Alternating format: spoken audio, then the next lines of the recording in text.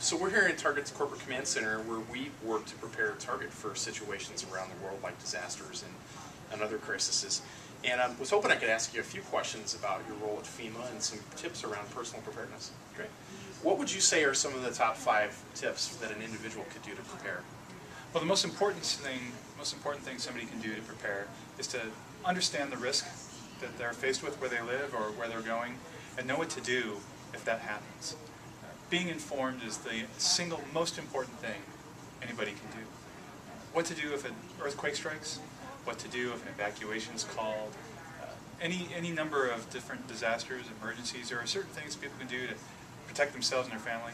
Knowing what to do, that's number 1.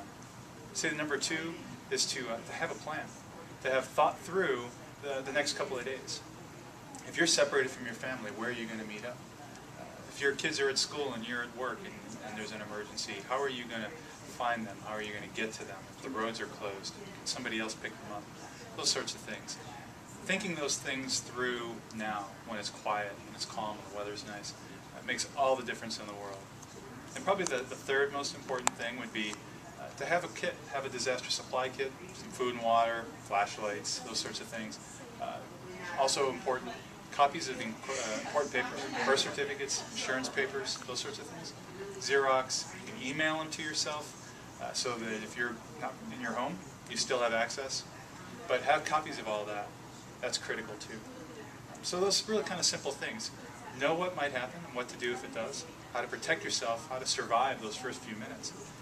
Then have a plan together on how to reunite your family, where to go, what are you going to do, and have some supplies together. That's what matters. Okay.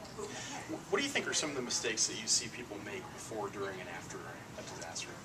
Well, probably the single most dangerous mistake, most important mistake, is not heeding the warning. You know, warning doesn't come lightly. Often people ignore evacuation warnings or a tornado warning. And we hear tragic stories time and time again about how sirens sounded in time.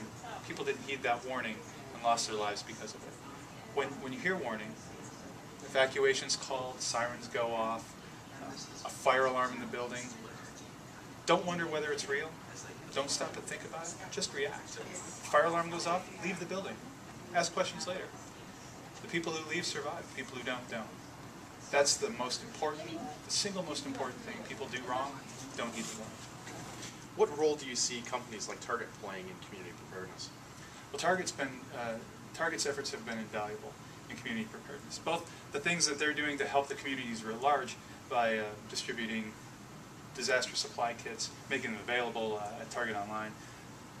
Partnerships that they've had with FEMA to have representatives of the private sector in our operations center so we understand what's moving, what the private sector is moving through their supply chains, so we can augment what communities need with our commodities, distribution. All of that stuff is critical and invaluable.